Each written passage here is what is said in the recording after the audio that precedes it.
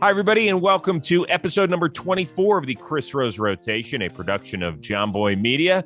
Excited to have Lucas Giolito and Max Scherzer on the show momentarily, but first, want to be truthful here. We recorded this episode mere hours before Yermin Mercedes shook the baseball world by swinging at a 3-0 pitch against Astudillo, and then Tony La Russa came out and said his thing, and it all blew up.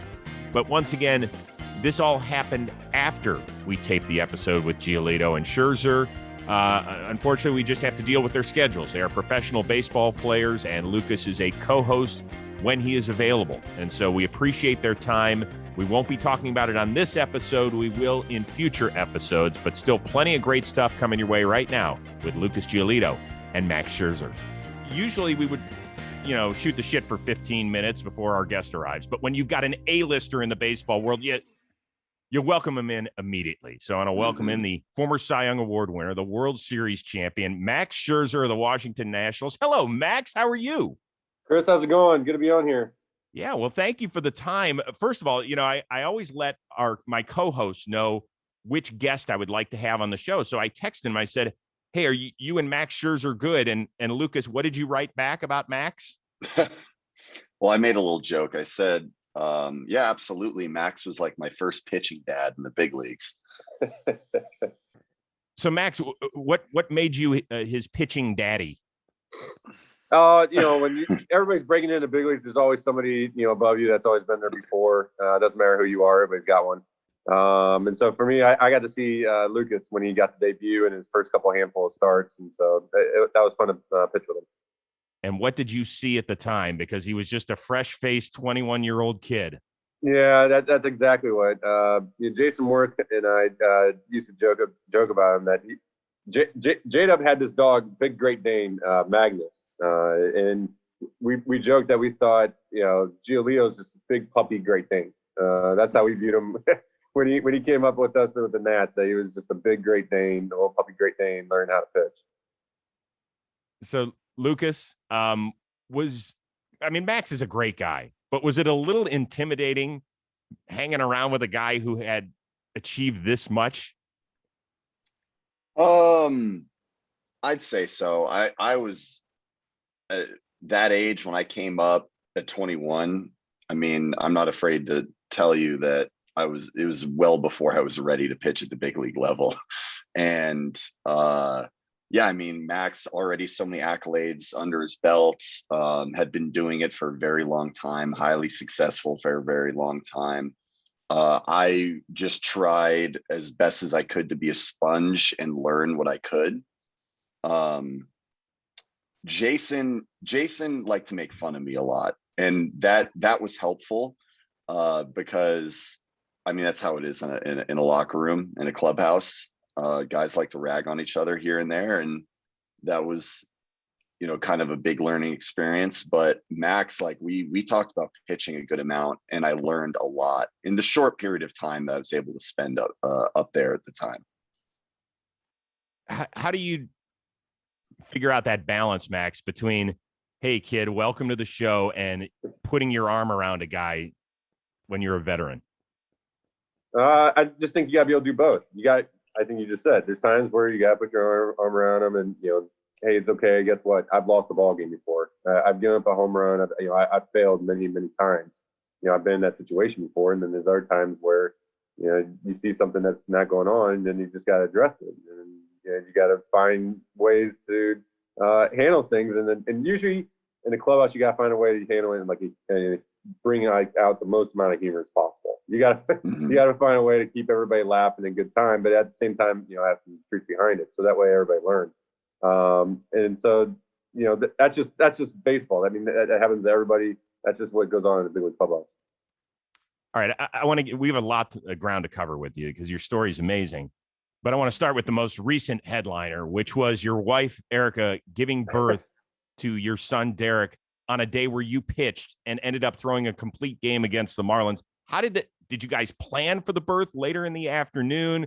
Did you have to get Erica's stamp of approval? Take us through the whole thing. Oh, it's great. She's a baseball wife, and she's a foreign pitcher, so she gets it. And so, as soon as we found out we were having a baby, in May. Like we knew with Casey, being born on July 4th last time, like, hey, you find out the pitching schedule about 6 weeks in advance, and then you start lining up the dates. And then you typically either want to pitch, have the baby on the day you pitch or the day after because you want to maximize your recovery time. So as soon as opening day happened, Erica had to count it all out. She's like, you're either going to pitch May 2nd or May 4th. And I know you're not going to miss a turn. You're going to pitch May 2nd. And so she was right. Pitching May 2nd, worked with the doctors and everybody, Dr. Burke at the Sibley Hospital. He was great, understood everything that was going on. And so it was a scheduled C-section, with the third kid, we knew exactly where we were going down. Erica felt really good about going to the hospital by herself. She knew that I'd pitch and then just get out of the game and come on over. And then we'd just go through the procedures from there. And so, that's what happened. Fortunate enough, it was a great game. And was able to go to the hospital with a big smile on my face. So it made for a really entertaining day. Did your mind wander while you were pitching that day? A little bit, but when you're in that situation, like there wasn't anything that was going to happen. Like I really wasn't worried about it. Like Erica was in great hands with everybody. There wasn't going to be any surprises. So there's no reason for me to really be at that point in time, be worried about it. My focus was on, hey, just go out there and pitch and have fun with this. I mean, in about 6 hours later, you're going to have a kid and it's going to be all hell breaking loose of, trying to deal with everything that's going on. So, no, it was a real enjoyable experience, and it was fun to bring in Derek to the world that way. Lucas, just keep this in mind. I mean, you're a dog dad. What? I got a few more years, man. I got a few more years. Yeah, you got a few more years. Don't even think about it. I'm not ready. Yeah, when you're ready, you're ready. When you're not ready, you're definitely not ready. So enjoy it. Go to the live. Yes. Go to all the clubs. One Oak, you do it. Yeah. My wife and I are trying to get ready for the post-quarantine, like being back in normal society again. We want to enjoy that a little bit before even worrying about kids. Well, how about the fact that you guys need to start living in the same city? We'll get to that one too, right? I mean, that's what happens when you have somebody who's trying to be a veterinarian. So it's okay. It'll all work out. She's almost there. That's awesome. Very close. Good for her, man. Good for her. So Max, you made your debut for the Arizona Diamondbacks. There are some people that are probably like, wait a second, he played for the, yes, he was the first round pick of the Diamondbacks way back when. And you set a major league record with 4 1/3 perfect innings in relief. When you were like pitching during that time, you're like, what the heck is going on here? This is amazing. For me, that was kind of, it's a dream come true when you make your debut. I definitely remember, I was in the bullpen getting that, phone call like, hey, you're in the game. And then running in like, all right, who am I going to face? And then it was Jack Castle, pitcher. So I got to strike out the pitcher as my first batter. So I settle my feet in, strike out the pitcher. Okay, the inning was over. Okay, now you're back in there. And just going and facing, it was the Houston Astros at the time. And, there was Carlos Lee, Lance Firth, and Miguel Tejada, a lot of big name guys at the time that were pretty darn good. And then, it's that moment where, all right, now you're facing the guys for the first time that you watched, and now you got to do it. And what are you going to do? And you got to go right after them. And, you're in that moment of attacking guys that, you always, thought you wanted to pitch against, and you have that moment, that chance to do it. And it was just working. That I was throwing my stuff, and was able to get outs. And so was able to get some strikeouts on different pitches. Like, yeah, these guys will strike out if you throw the right pitch. And so it was just a surreal experience to have that be your debut, to be pitching against some of the guys that I got to pitch against and have the success I did. Do you remember who you called or who you talked to first, family member, right after the game, and what that was all about? I had a bunch of family there, a couple friends, just a lot of people. I mean, just a big hug. I mean, my dad was so emotional that day. So that was a great hug to be able to give him, just my whole family in general. So it's a moment you never forget. It's your debut. You only get one. Everybody has their own story. That just got a pretty cool story of mine. Lucas, what was your debut? Were you starter out of the gate, or did you come out of the pen like Max did? No, I started against the Mets. It was in DC, and I was pitching against Matt Harvey. And it was when Matt Harvey was still throwing like 98, 99. And I remember my AB against him, and it was like, oh my God, how does anybody hit this shit? Like, are you kidding me? I ended up grounding out to first, but as far as the actual pitching went, it was 4 scoreless innings, and then there was a rain out. And so it was like good, but it was kind of like, damn, like I wish that I could have kept going. But yeah, it was 4 scoreless. The first man, who was the first guy I faced? I remember the first strikeout was Asdrubal Cabrera. 3-2 fastball, like down the middle at the knees. He swung through it. And yeah, it just was like pretty, like a lot of anxiety before the game with it was a huge rain delay. And it was like, man, I just want to get out there. I want to get this going. But then once we got it going, I got some early offense and I just kind of like settled in. It was like the first batter was very like, whoa. And then it kind of got focused back in right after that. Max, do you remember watching his debut? Like, do you get antsy as a guy who's acting as a mentor for somebody? I mean, at that point, it's just like, all right, let's see what you got. You know, we've heard a lot. We've seen you in spring training. Like, here you go. I mean, this is going to be the craziest day of your life. So go show us what you got. You know, J-Dub and I, he's got a little theory. Says we can, you know, the first 2 weeks of your big league career are so hectic, so crazy, everything. So, I mean, if you can handle that, then you probably handle anything else. So it's a real good telltale sign to see how you handle it. You know, how do you handle everything in your life being crazy, turned upside down, being the greatest thing of your life, and then, you know, how do you pitch? How do you handle that? How do you go out there and actually, you know, perform? Because this is a results-based business. You know, you can have the greatest time of your life in the big leagues, but you got to put up results. So, you know, to watch him go out there and throw 4 shutty, like that was pretty cool. Dude, I just on the video that I totally forgot that like someone delivered me the baseball on the mound, and I was like so confused. I'm like, who is this guy? Why is he like? Why am I talking to this guy on the mound right before? Yeah, right there. I was like, okay, thank you. The official ball deliverer of Lucas Giolito's first major league appearance. That's awesome. Man, yeah, I mean, I threw very different back then, but that was so fun. Got dinner, had a ton of family in town and everything like that. It's a good time. Look at that. That's good. So you guys are very similar in the path that you started out in Major League Baseball. Both first round picks, both expected to be aces of your respective organizations. And then your world gets turned upside down because you both get traded. So I want to hear from Max first and then Lucas. Max, were you shocked the day that they traded you in that 3-team trade with the Tigers and Yankees?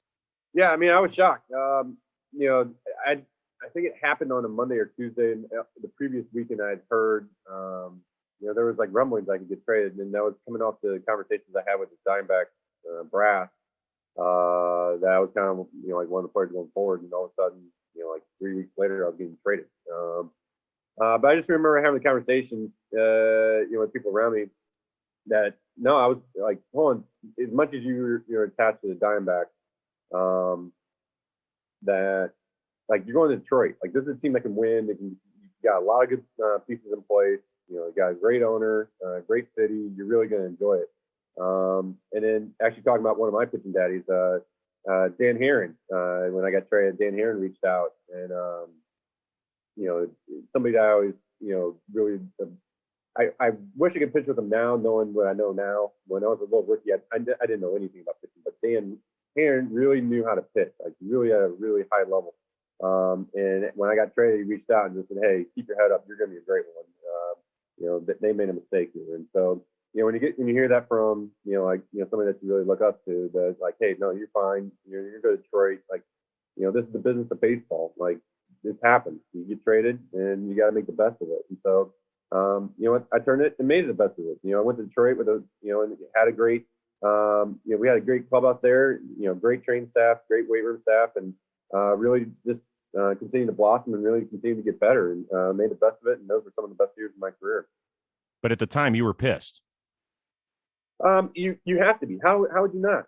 We're humans. We're playing a game. You want to be, when you get drafted by a Diamondback, you want to be a Diamondback, and you see yourself, trying to be a Diamondback as long as you can. You want to win for the Diamondback organization. So you get traded. They get rid of you. For whatever reasons. It is what it is. That's a business. If you're not upset by that, like, oh, I'm happy the team got rid of me. The opposite of that doesn't make sense. So it's not personal. It's just when you're in a performance-based business like this and you're competitive and you want to win and you're trying to win for a team, you're always going to feel slighted. But it's not. You gotta always check yourself a bit. It is a business, and you understand what they're doing. I'm not upset at the Diamondbacks still. It is what it is. But in the moment, yeah, of course you're upset. Lucas? Very similar. I had limited opportunity at the big leagues with the Nats, and it didn't go well at all. I was I was searching at that point. Like I was searching for something, whether it was mechanical or mental, like the edge I needed, and I hadn't found it yet. And I got it. Like the team at the time was like, hey, we're trying to win a World Series right now. You can't help us. So we're going to basically use whatever value you have left to try and get a piece that can help us in Adam Eaton. And so that's just kind of the way it went. I did feel pissed off like a little bit initially, but at the same time, I kind of realized like, do I want to be in an organization where I'm going to be up and down AAA big leagues, not really being able to figure anything out? Or should I try and see this as an opportunity, as like a fresh start where I know that I'm going to get more opportunity? Very fortunate to be able to get that opportunity to just like fail at the big league level and learn from it, like hardcore. So that was kind of what I leaned on in that situation. Like, all right, fresh start, like go make a good impression over here and get my career started the way I want to. Okay. Good perspective. I think people will certainly appreciate that and can relate to it. Yeah, for us, like watching him get traded away, I was like, God dang it. Like we're trading away a guy that can really do it. But like we're getting Adam Eaton, and guess what? We got a ring because of it. So it's all good. So Giolito, you keep doing your thing, and like you get a ring. That's what it's all about. Yeah, man. That's all that matters to me. We got a pretty good team right now. Unfortunately, we've had some injuries, but I don't think it matters. Like we played very hard. Mm-hmm. You do, no question. Max, you're from St. Louis. You were actually drafted by the Cardinals in the 43rd round out of high school. Yep, was there the Wayback Machine? Yep. Was there a guy? You obviously passed on that and went to Mizzou and became the 11th pick of the draft several years later. Was there like a high school buddy who was like, dude, you were just drafted by our hometown team. You've got to sign. I don't care if it's for $3,000. Yeah, kind of everybody is. When you grew up in St. Louis, you're a diehard Cardinals fan. Everybody, my generation right there. Everybody's the biggest Ozzie Smith fan. And so, I grew up, we win about 10 ball games a year to the Cardinals games a year. We had season tickets, but only went to about 10 games a year. And St. Louis is just a baseball town. So, of course, when you get drafted by the Cardinals, you have this inclination to be like, yeah, I want to sign with the Cardinals. But I also knew, where I was drafted and, kind of the money you're talking, that it just was not in the cards for me. The best decision was to go to college, and, go to Mizzou. You got a good program there. It's not like you're going to St. Louis Cardinals, you're going to the farm, you're going to minor leagues. That's not the Cardinals. I didn't dream to play in the minor leagues. I dreamed of playing in the major leagues. So, it made for a pretty easy decision not to, do it. So when you faced Albert Pujols for the first time, was that weird growing up a Cardinals fan? You're like, yeah, that guy's helped us win World Series. Yeah, that was a touch weird. But that's where, the game always puts you in situations like that. You always keep finding yourself in situations where you kind of pinch yourself. As much as we can say like facing Pujols, like now I'm facing Vladimir Guerrero Jr. Like I pitch against his dad. Like you got all these situations that are just like crazy like that. So no, when I faced Albert for the first time, like I mean, he's the best at that point in time. Like, he was the best hitter in the game, and like that's what you relish for. Like, you dream for this opportunity to face the best in the game. Like, that's what you're going to measure yourself against. Like, this is a crazy experience. I don't have to be better than everybody else. I just got to be better than Albert just for this at bat right now. Maybe I can. I think he went 1 for 3 that day with a double. But yeah, you just remember facing the best. I don't remember facing the worst. I don't know what I did against the worst hitter in that lineup. I know what I did against Albert. So that's where you always try to peak against those guys. Lucas, was there a guy that stepped into the batter's box where you're like, this is not Harvard Westlake anymore? Oh man, I've had a number of those now. I remember facing Detroit for the first time, Miguel Cabrera. That was like a kind of that pinch me moment of like, wow. And then obviously Mike Trout. Any Mike Trout at bat is like, you kind of turn it up a little bit. He's the best in the game. That's pretty cool. So Max, years later, you have a great run in Detroit, and you end up signing a 7-year, $200+ million deal in Washington, and you're now in the last year of it. And you would be hard pressed to find one Nationals fan who said we didn't get every penny out of Max Scherzer. You don't hear that about $200 million contracts in baseball. Do you take any pride in knowing that? Yes, but at the same time, like, I'm still finishing out this year. Like, this is what I do. I come on, I working my butt off, and I'm going to give you everything I got. So, we're still finishing out this deal, the 7th year. Just kind of keep the blinders up. You start taking the blinders off, you start trying to, look at everything you've accomplished and done. I don't know. For me, that I get headaches when I do that. Like, I enjoy just keeping the blinders up and just, put my head down and just go out there and pitch and have fun with it. And then just stay in the moment and have fun with all your teammates. No, I appreciate that, Max, but I think maybe the pandemic has allowed us to kind of drop our guard a little bit and say, all of us, and me included in this, not enjoying the ride while the ride is happening. Do you know what I'm saying? Like, isn't it okay to say, I want to be the best competitor every 5 days. I want to beat those guys. But at the same time, like, yeah, I have accomplished some stuff, and it's damn cool. Yeah, it is. I think it's cooler for other people to talk about it and enjoy it, what it means to everybody else. I'm sure you have games that you remember where I've gone out there and pitched, and that's etched in your mind. For me, I look at, what can I be doing better? Like, what's etched in my mind is way different. Like, what I'm trying to go out there and do. Like, I'm thinking about different things constantly of how I want each pitch to look and where I want to execute, how I feel, what I'm doing with my body. That's kind of why, I sit there and say I got the blinders on, because I'm worried about so many other things. I don't have time to get caught up in all the other accomplishments, but no, but they're fun. I mean, I'm sure there's going to be some point where, like when I'm done or something where, yeah, you'll relive them a little bit more. But I think it's more, it's for other people to really enjoy. I think it's better when other people talk about it and enjoy it for some of the things I've done. So I don't think it's as good as when I talk about it. Lucas, what do you appreciate most about this guy when you watch him compete?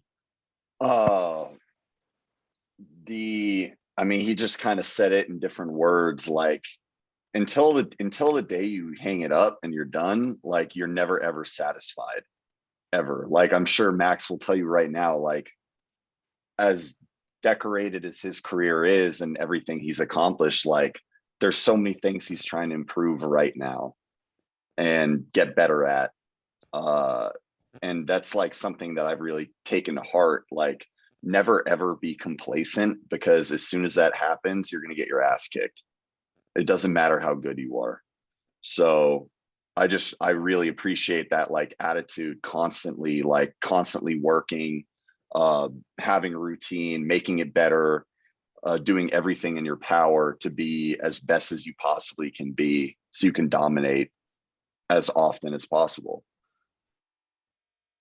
Max, as we mentioned, you're in the last year of this deal, but you're at 36 years old. You're pitching great right now. And there's a possibility that, listen, you want to win with the Nationals right now, and I get that, but this. Funny things happen in this game. Yep. Have you and your wife discussed what happens if the Nationals call me and say, hey, we have a trade possibility? Have you guys even discussed that? Like, what would you do and how you would wrap your head around it? Oh yeah, well, like if something like that happens, I mean, the look on her face is terrified. Like, I got 3 kids. Like, what am I going to do with this? Like, so in the moment you start going down that down that path, you realize all of those decisions that you'd have to make. Like, if you got traded, like, don't put yourself through the ringer right now trying to figure those out. Like, you'll figure those out at the time if that were to happen. But honestly, I don't even see that happening. We got a pretty good team here. We're starting to hit our stride, and really starting to click as a team, as a unit. And so as we kind of get back healthy, especially when we get Strauss back, we're going to be a good team in this NL East. We knew going in it was going to be competitive, and so here we are. We're all kind of bunched up right now in the standings a little bit, but that's what you kind of expect in May. So this summer should be fun. Can we talk about something that Lucas is most jealous about with your career? That would be your home run in Miami. Oh yeah, there we go. Yeah, he stunk as a hitter.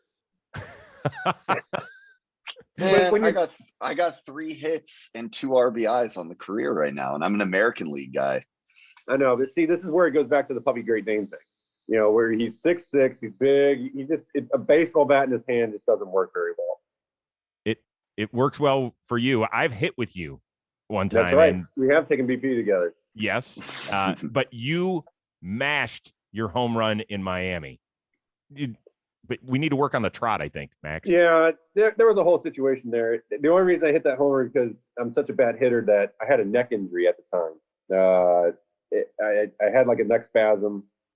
Couldn't move my neck. I was actually coming out of the game. Like, I was actually out of the game. And Dusty was like, no, you need to go hit. I'm like, Dusty, I have a bad neck. I shouldn't even be hitting right now. I should be out of the game. I should be putting it in somebody else. Like, just go in there and stand there.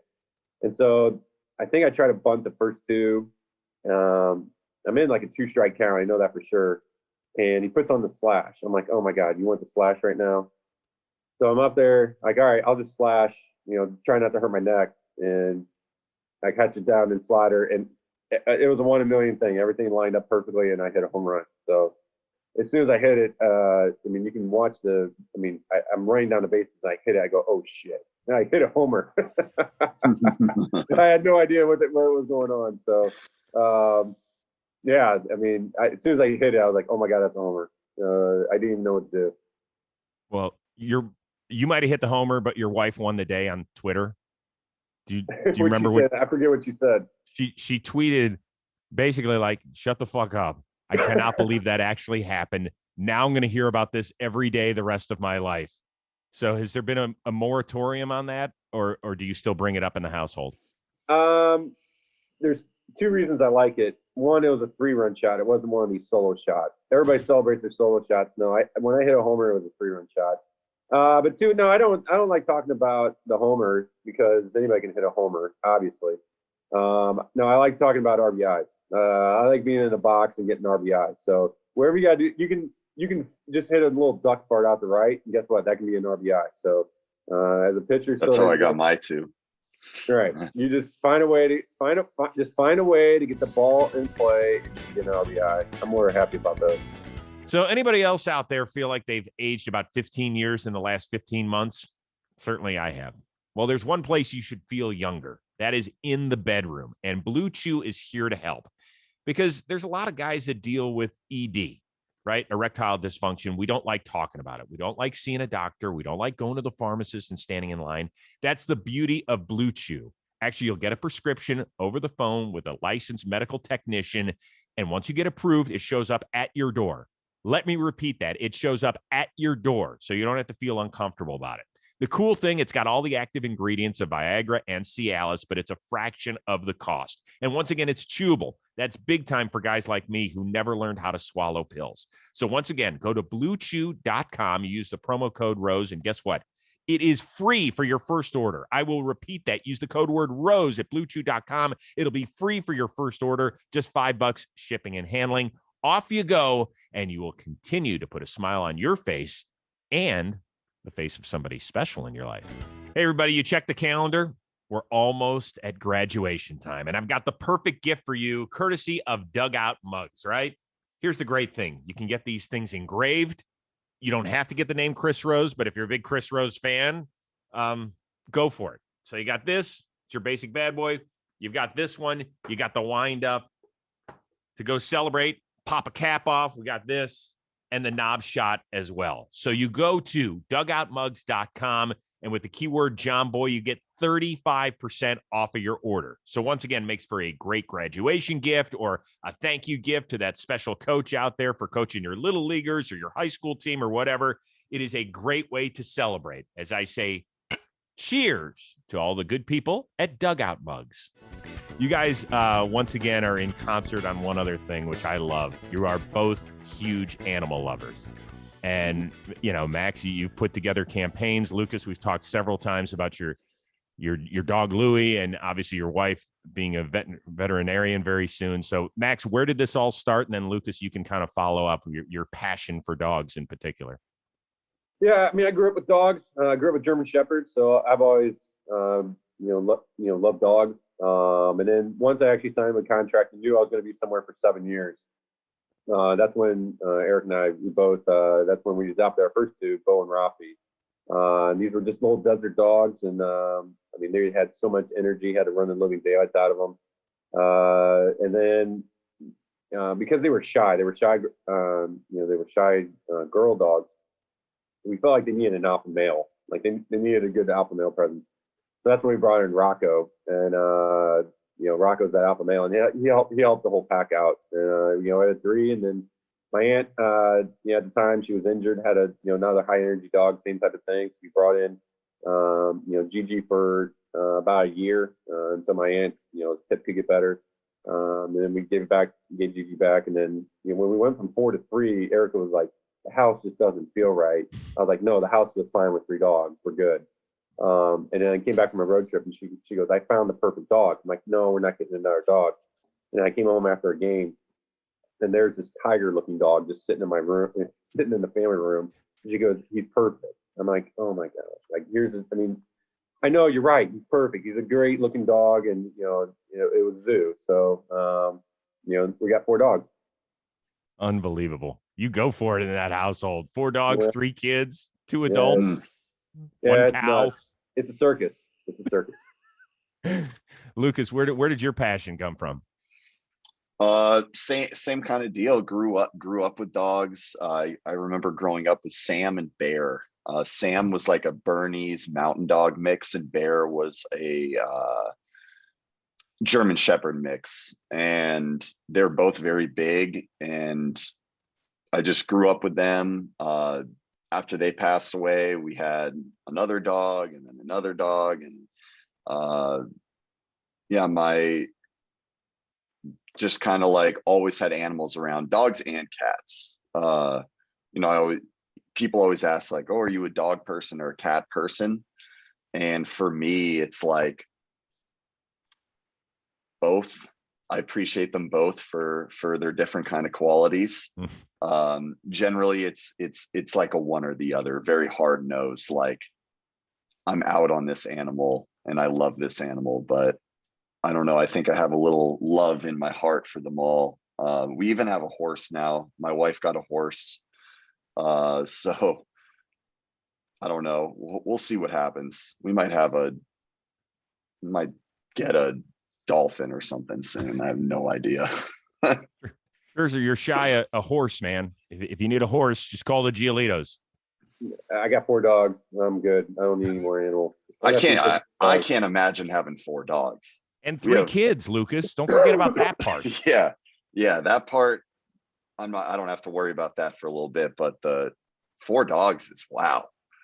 I got them all off leash trained, so I get on a bike, and then I go on a bike, and then they're all feeling me on the bike. So it's really like having 1 dog. Wow. Must be a heck of a parent too. I can't even keep my kids off of a leash. Forget a dog.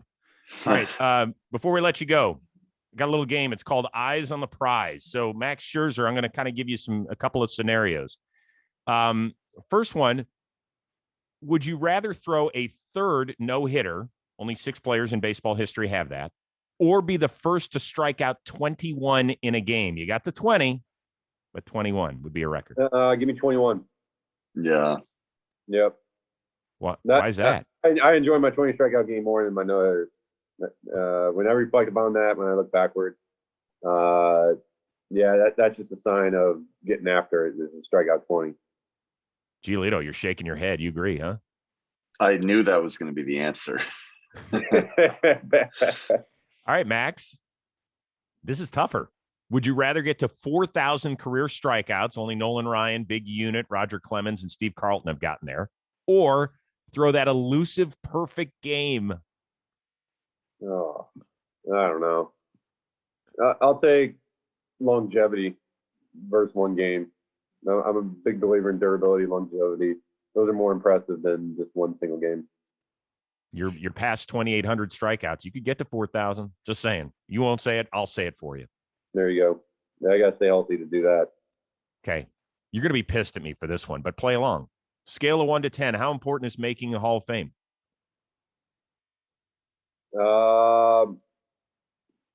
It's not for me. Like my feeling on it is like that's somebody else's decision. It's not my decision. I can't do anything about it. Like I go out there and compete.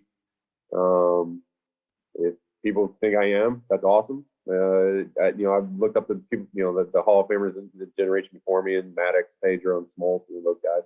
So it's weird to even have somebody even ask that, but it doesn't even like register on my wavelength. I just don't even like let that even think about that, because if you get caught up in that, then you're caught up in the wrong thing. So dumb question, Rose? No, it's not a dumb question. I get it. From his perspective, I'm sure you're curious about it, and in that, I'm sure you can look at my career and maybe say that.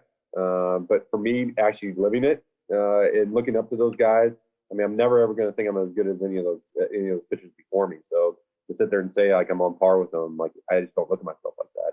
I'd rather keep my nose in the dirt and try to do whatever it takes to go out there and win the next game. Fair enough. Last thing, how often do you bust out your World Series ring and look at it and say, damn, that was awesome? Ooh, a lot more than I thought.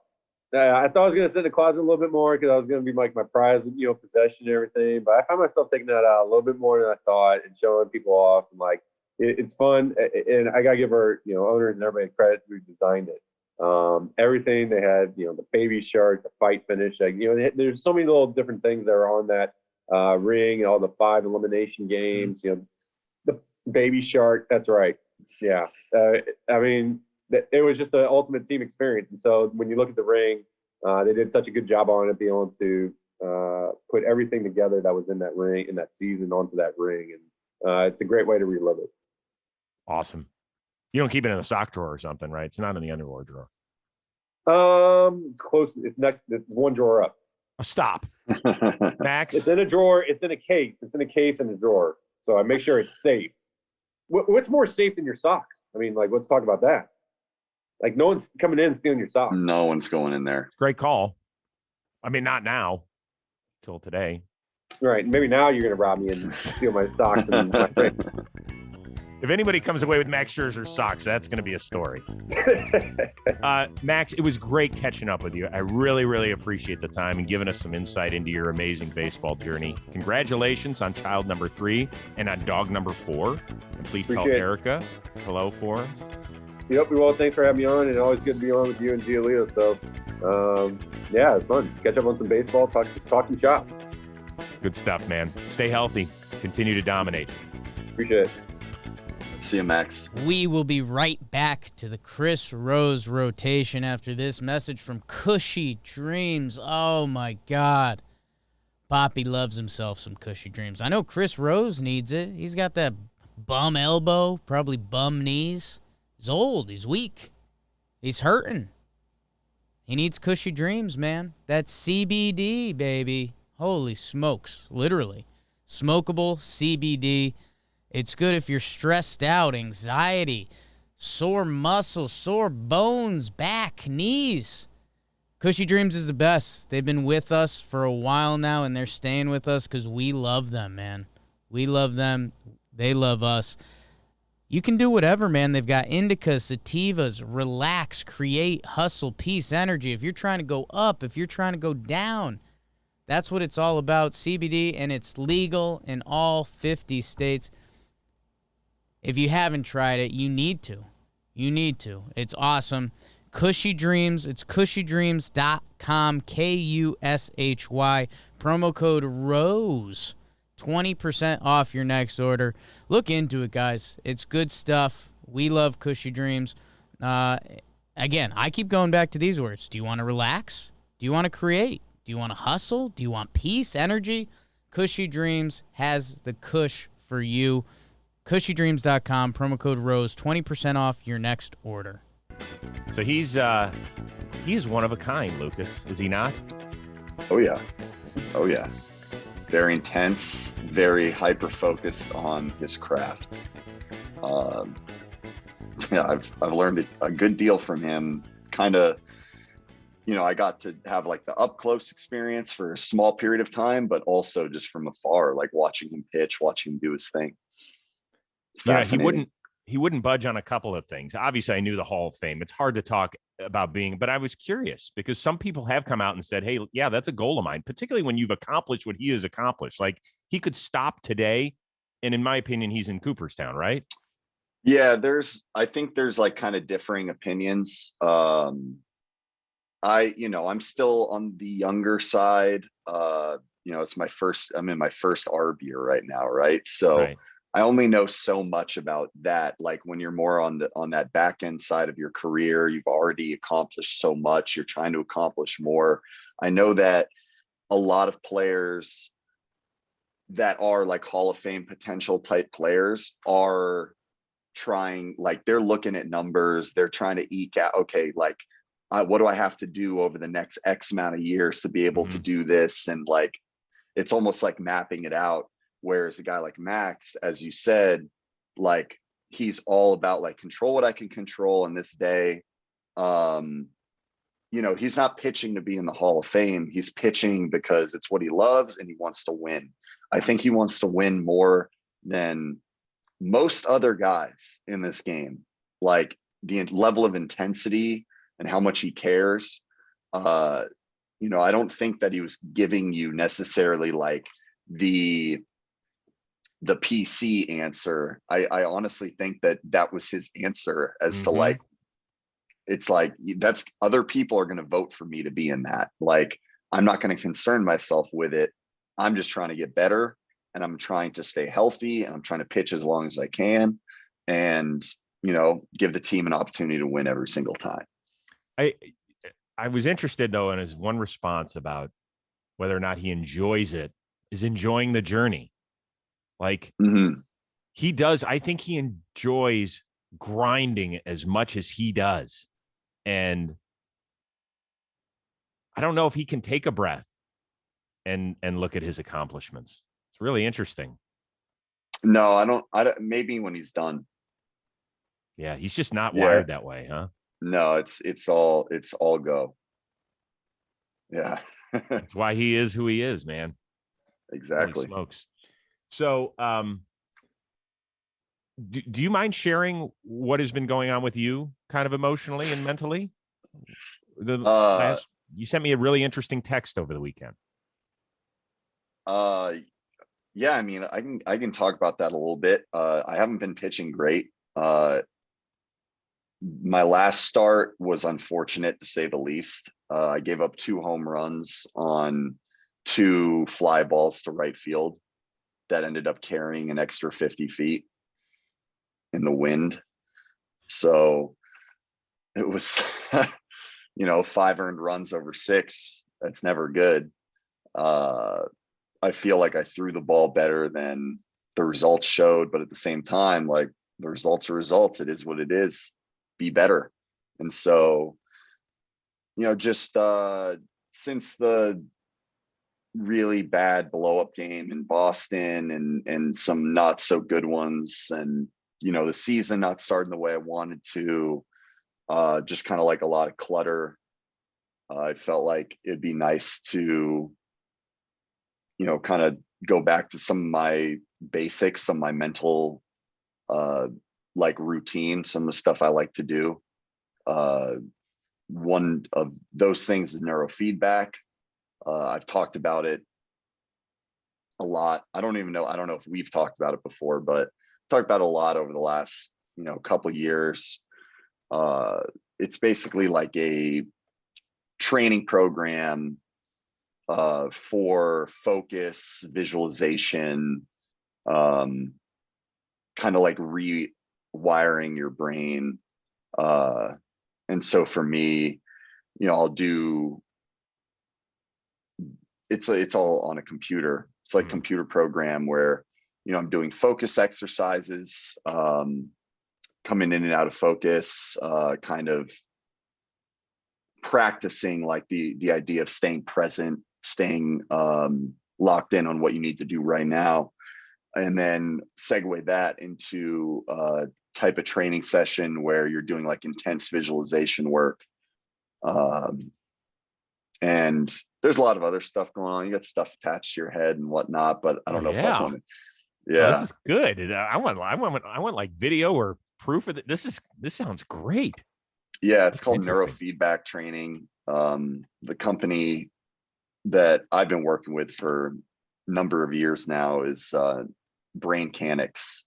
My guy Andrew, just flew him out for the last homestand, got some work in.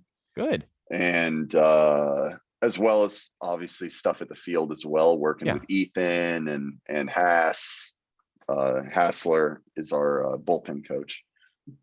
I'm just throwing out nicknames of people. No, it's okay. No, Ethan, of course, is your pitching coach, and we know that. Yeah. And by the way, I appreciate you sharing all this because it is like people forget that like you're not just working your shoulder muscle and other arm muscles and stuff. You're working your brain. That is a muscle too that you need in order to. Yeah, I mean, everyone's different, man. Like, Max Scherzer probably doesn't need neurofeedback, doesn't need to do stuff like that.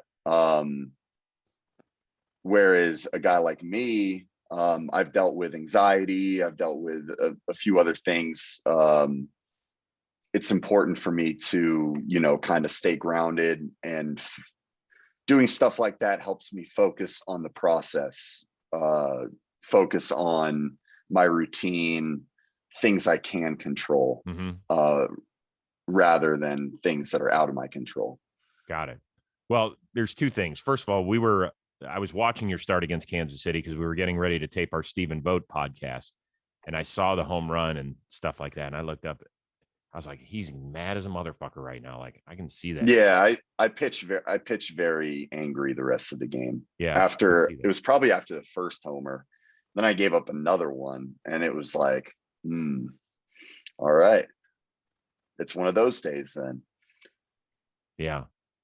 And then how long did it take to wash that up? Because you're obviously not angry right now. How long does that take? I'm still angry, but you move on. Like the game's over. The game's been over for a while. We lost another game and won 2 other games since then. So, that's just the way it goes. Like, you got to try and have a very, very, what's the term? Like goldfish memory, right? Move on to the next. The same thing goes for like a really good game. Like if you have a really, really solid start, 7 scoreless innings, or you threw a complete game shutout, whatever it might be, it doesn't, you don't just like sit there for the rest of the week thinking about it and like smiling to yourself. Yeah. Because if you're doing that, then your focus isn't on what's important, that next one. Right. So yeah, I mean, baseball in the big leagues, very much Groundhog Day. You're doing the same thing every day. And you can't get too high or too low emotionally. You really just gotta like keep going on your grind, stay with the routine. If something's not working, okay, like let's clean this up, move on, and keep it going. And that's it. It's impossible as fans. I can tell you that, man. Holy smokes. We could never do what you do. It really is unreal. I turn on the Indians these days when they can't hit where they're shit, and I'm like, sucks. God. You guys are just like, yeah, new day, new game. I'm like, how are you guys doing this? It's so good. It's so good that you guys can do that. In that game you were pitching, scary incident with Abreu and Dozier on that pop-up. Yeah. You look like you had just seen a car wreck. Well, I basically did. It was loud. It was loud. They both like went up in the air after. If I look down, as you can see, like Pito is holding his head. So like immediately I'm like, oh my God, concussion. And concussions are scary. Like you never know to what extent. Right. And so that's what I was thinking off the bat. I lean down and I see blood. I'm like, oh my God. Like that's not it for like how important he is to our team, like what he means to all of us, players, coaches, the entire organization. Like that was a very scary moment. But luckily, it was only for like, I don't know, 20 seconds or so. Our training staff came out, started talking to him. He gets up, and I kid you not, like this fucking guy is unbelievable. Like he gets up, he's like, all right, I'm good, and wants to keep playing. We're like, no, not happening. So yeah, he ended up like, I don't know, like a little bruise on his knee or something, and no concussion. He was fine, played the next day. And I remember, I don't know, I went down the dugout in the first, second inning or something, and I told someone like, Abreu's for sure hitting the home run today. That's just like, it's going to happen. And then he did. It's like second or third at bat. Yeah. Because that's who he is, man. Like nothing phases that guy. It's unbelievable. And then he scored the game-winning run on the controversial play at the yesterday. plate. Yeah. By the way, were you in the dugout or were you in the clubhouse at that point? I was in the dugout. Okay. Yeah. So when they're reviewing whether or not you win on a walk-off slide or you're going to the extra innings, what's everybody talking about? Or So yeah, that was funny. So pass ball or wild pitch or whatever it was, Abreu comes in, kind of like gets over, hook slide deal, safe call. We erupt, we go out, kind of mobbing him, throwing water, all the like normal walk-off behavior. But at the same time, like all of us knew in the back of our head that they're going to review it. And it's whether it was an umpire's review or a challenge or whatever, like it was going to happen. So we were like doing all that. And then, we kind of cut it short, and then we're just kind of standing around and we're all just like, all right. And they start showing it on the video board. And I couldn't really get a clear picture. Personally, I don't know if you looked at it more intently than I did. But they just showed like a few clips on the video board while the umpire review is going on. But we were like pretty sure, like at least on our side, we're looking around each other and we're like, I don't think there's enough to overturn it. And so we were kind of hopeful, but then boom, you see when this comes off right here, that's the big one right there. And that was in a big situation. So we see him come off. Everybody's just looking at the umpire, safe. And so then boom, we had like celebration number 2. That one was in the dugout though, because Abreu was like well inside of the dugout at that point. So like boom, celebration number 2. Then we went up and showered, ate, got dressed, went to the airport. Happy flight. That's right. That. Call it a day. Really good. 2 other interesting things. Liam Well, Hendriks, I want to ask you, do you think he was safe or out? I thought he was out.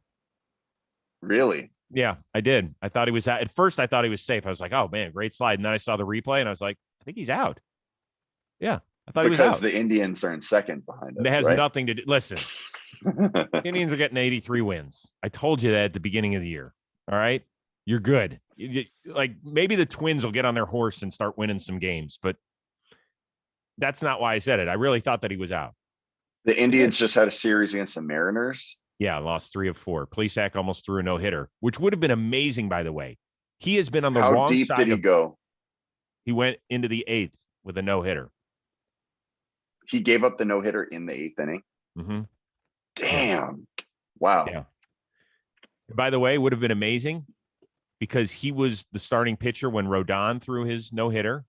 Mm-hmm. He was the starting pitcher when Wade Miley no-hit the Indians. So could you imagine being on the wrong end of both in a year and then throwing a no-hitter all within the first 6 weeks of the season? I did not know he was the starting pitcher opposite Miley as well. Yeah, and he pitched great. Wow. 8 shutout innings. Yeah. No, he's so like, yeah, I've seen he kind of had a little rougher start to the year and then has just been killing it since then. Yeah. Good for him. Yeah, it was interesting. But yes, it has nothing to do with the Indians. That's not like I was rooting for you guys to lose just to make it close. But come on.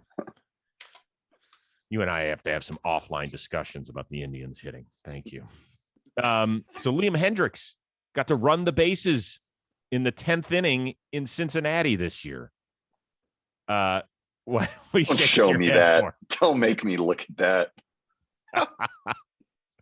Why? He doesn't look natural to you? Oh my God. He got to third. He made a good play eluding a tag-ish situation at third. This was such a cluster, man. Like I don't even know what I can say about this. Yeah, there's Liam running the bases. Okay. Unfortunately, he didn't get to score a run, I don't think. He did not. You guys lost 1-0. I will soften the blow by saying that your Hall of Fame manager admitted he screwed up because he did not know that the pitcher did not have to be the leadoff runner in the 10th. I didn't know either. Well, you're not the manager. It's not my job to know. Right. Yeah. So I didn't know, like, I guess the way it works, you bring a new pitcher in, or if it is the pitcher spot, you get to go one up in the batting order to the out previous the last out. Okay. Well, now we know for St. Louis, Milwaukee, Chicago, North Side. I guess my question is the rest of our games this year. Tony La Russa came out and he said, listen, I screwed up. I did not know the rule. Does a manager apologize in that sort of situation to you guys or anything, or does he need to? No, generally it's like Tony's not afraid to like take the blame when necessary and when it's warranted. And like, we all know that.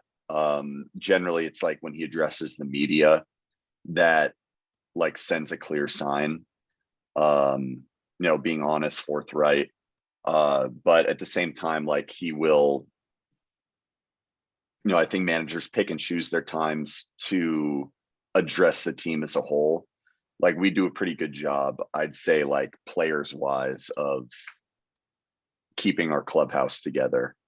So yeah, I don't, you're asking me, this happened, what, a week and a half, 2 weeks ago now. So I might not even remember if he talked to us about it after the game or anything like that. I don't think he did. I think he just went immediately to the Zoom room and talked to media, kind of like addressed it there.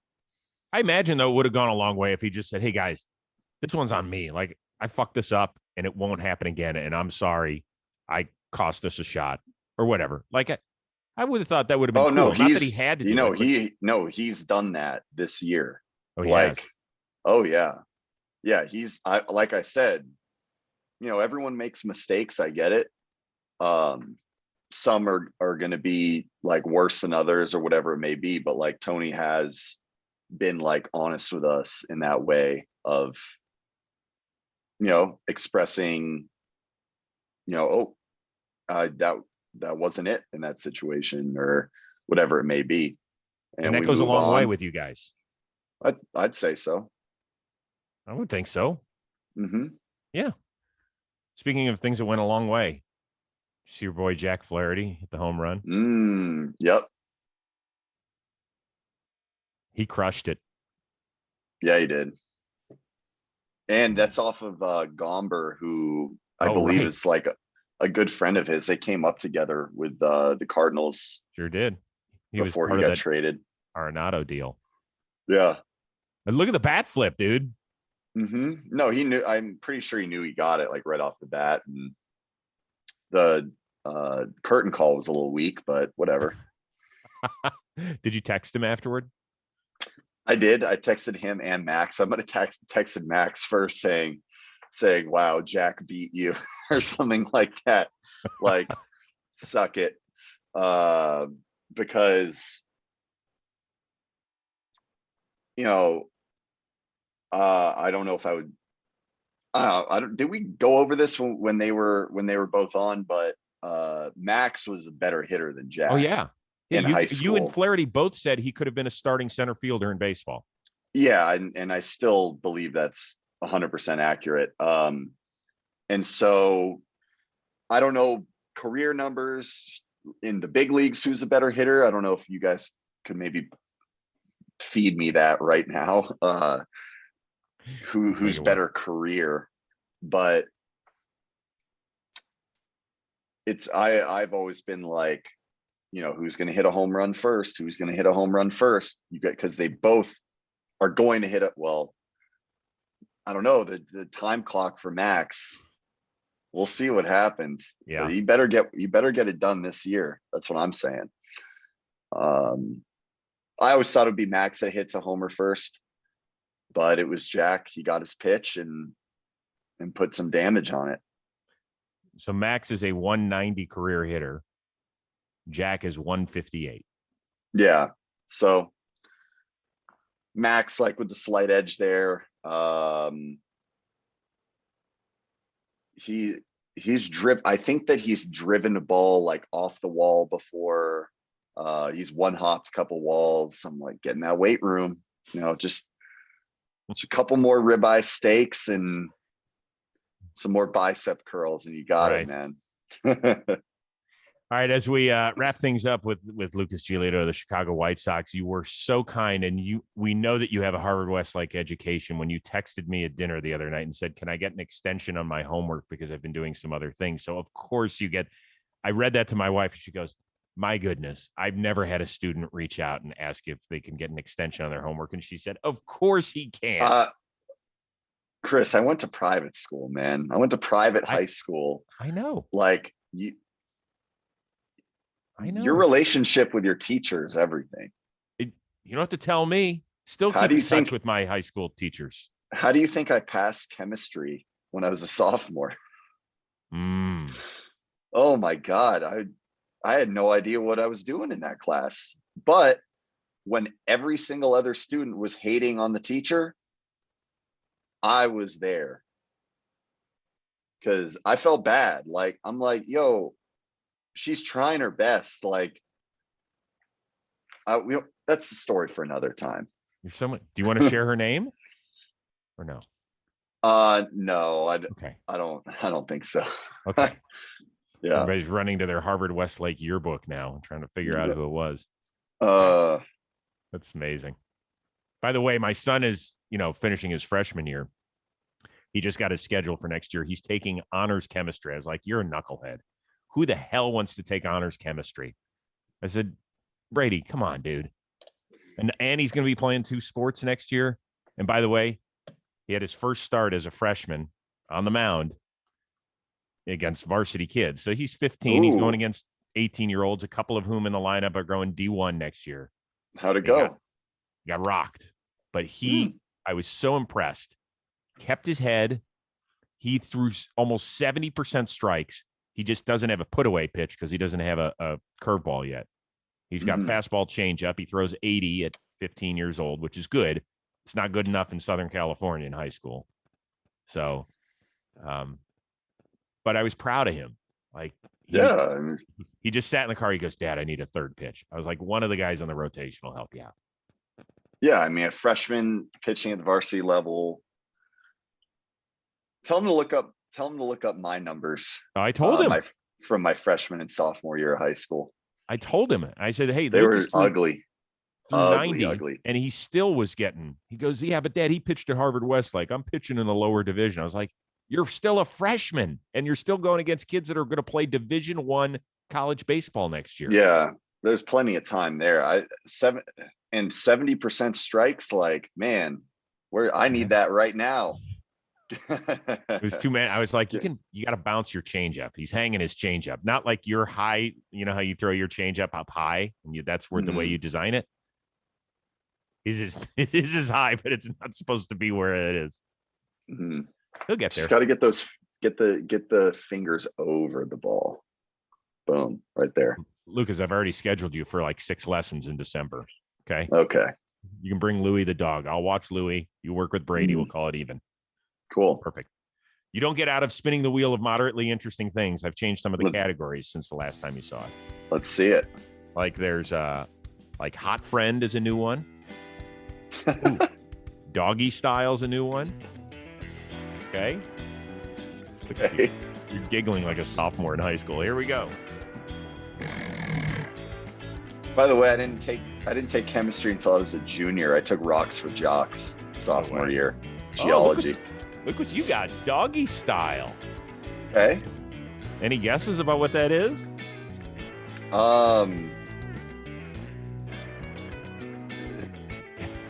Baseball, hot dogs. No, that's good though. Okay. What's your favorite breed of dog? Favorite breed? Mm-hmm. Ooh. My favorite breed are mutts.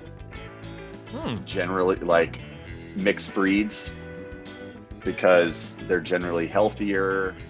And I did not smarter. know that. Is that fact? I mean, breeders wouldn't want to say that, but I don't know. My wife's almost a veterinarian, and that's what she says. So is that what the doctor says? That's what the doctor says. Okay. But that's kind of being unfair to the question. Like, if I were to pick a favorite breed, oh man. What's Louis? Louis is a mixed breed. Like, he looks like a Venezuelan street dog. Oh, I'll have to ask Miguel Rojas about that. Yeah, there he is. So he's like, we did a DNA test thing on him, but I don't know how accurate it was. What'd you do? Get him to spit in the tube? No, it's like you send in pee and hair or something like that. I don't know. And so we did it because we're very curious, like, what is his like heritage? What breeds does he come from? And it came back as like 70% unidentifiable. And then the rest was like a mixture. Actually, one of the bigger breeds in there was Boxer. Oh, which like maybe like his chest, I'm like, I can see it, but parts of his personality are kind of Boxer like, I guess. There's some Chihuahua in there, and stop. There's no Chihuahua in that dog. It said. What's he weigh? Louis now, man, about 25, 26 pounds, probably. Damn Chihuahua in that dog? I don't think. I mean, I don't know. I want to retest. He's a mixed breed, like, he's just a mutt. And so those have always been my favorite kinds of dogs, but they're all unique and different. But if I were to pick like one breed that I just think is like beautiful, Huskies. Yeah. Love Huskies. Love the howl and they're probably like the closest looking breed to wolves, which is pretty badass as well. So it's good. I'll go with Husky. Really good. Okay. We have a Shih Tzu Terrier that we rescued about 9 years ago. That's my girl. That's my daughter. I never had a daughter. That's my daughter. I love her dearly. My girl. Love that. Yeah. Hey, man, this was good stuff. We always appreciate you taking us to places we as fans don't get to go very often. And we appreciate you talking us through what you're going through. It's not easy. I get it. You'd rather be talking about having a 2.2 ERA and 7 wins. I get it. Yeah, that's true. But at the same time, we're in May. Our team's playing well. For me, it's a lot easier to navigate through this and just keep going on my path when the guys around me are picking me up totally on a daily basis. Like it's been a lot of fun. We've been having a good time. Just being around your mean Mercedes is enough for me. He's been unbelievable. Did you know him before this year? Yeah. You knew him well? I never knew him very well, but we were with the Nationals organization at the same time for like a period of time. Like we briefly crossed paths in Vieira, Florida, Central Florida, where spring training used to be. He looks like he's hilarious. Oh, he is. Oh, yeah. He wore a leather shirt on the plane last night. Leather mesh? No, just like black leather, like with like white sweatpants. It was amazing. I want to see you pull that off. Maybe that'll be a homework assignment. Go buy yourself a leather shirt. Well, we're doing our Yohan Moncada theme trip. Oh gosh. So I'll send you some pictures from that. Yeah. I like that. Yeah, I got well, yeah, that's gonna be a fun plane ride. But we have a series to take care of here first in Minnesota. Okay. And then I brought a selection. I bought 4 rompers off of Amazon, and I got to decide which one I'm gonna go with. Man, we're going to get to know Lucas Giolito very, very well in the near future. I have a feeling. Lucas, it's always great catching up with you. And tell all the guys in Chicago, say hello, all right? Absolutely. Appreciate Thanks, Chris. it. Oh, and thank you for the shirts.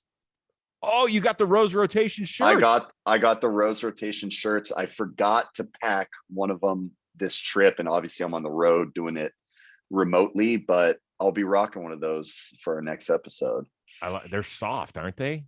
Yes. They're nice. Yeah, very nice. Great material. Yeah. The logo. For hairy guys like you and me, the soft are critical. Yeah. By the way, one thing I learned in this episode, don't lose the beard anytime soon. Your first start with the Washington Nationals, I was like, who is that guy? You keep this look. This is the one you should rock for like forever. Oh, I knew that then too, but the way it worked was there was a rule in the minor leagues where you have to be clean shaven for the Nationals, and I'd just been called up, so it's not like I can grow this out in a 2-day period. Yeah. Look at this. Look at that kid. Did you feel like you were going to puke on the way out to the mound? No, it was like, it just sucked because there was a rain delay. So it was like, I'm sitting there in my locker like, oh my God, come on. I want to go outside. And then finally did the warm up and everything went fine. And when I was walking back from the bullpen to the dugout was like when I kind of felt like I was like floating and like I was getting a standing ovation before I'd even done anything. I'm like, oh my God. Went out, warm up pitches, good. And it was like first pitch of the game, a lot of like kind of like tension and stuff like that. And I threw like it was like a misfired ball. And then it just kind of like sunk in and it was good from there. Man, oh man. How much fun. God, that's so cool. I just want one at bat in the major leagues. I don't think at 50 it's going to happen, but I just really wanted one. God, that's you look like Aaron Boone, by the way. You have a little Aaron Boone in you without a beard. Old school Aaron Boone. Not today, where he looks like he's been the Yankees manager for 30 years, because that's a job that'll age you like being the president. For real. Yeah, but he used to be hot back in the day, so that's not a bad thing. You're all right. All right, listen, dude, we'll see you in a couple of weeks. Go get the minds right, the mentals right, as Marshawn likes to say. And we'll see you back on the mound soon. Continued success out there. Do your thing. And we appreciate everybody listening. Thanks for hanging out on our YouTube channel. Give us the old thumbs up. Leave a comment. And wherever you download your podcast, give us 5 stars. Subscribe. Do all that good stuff. And special shout out to Robbie Scirocco, who keeps the engine running here at Jomboy Media and the Chris Rose Rotation. We'll see everybody next time.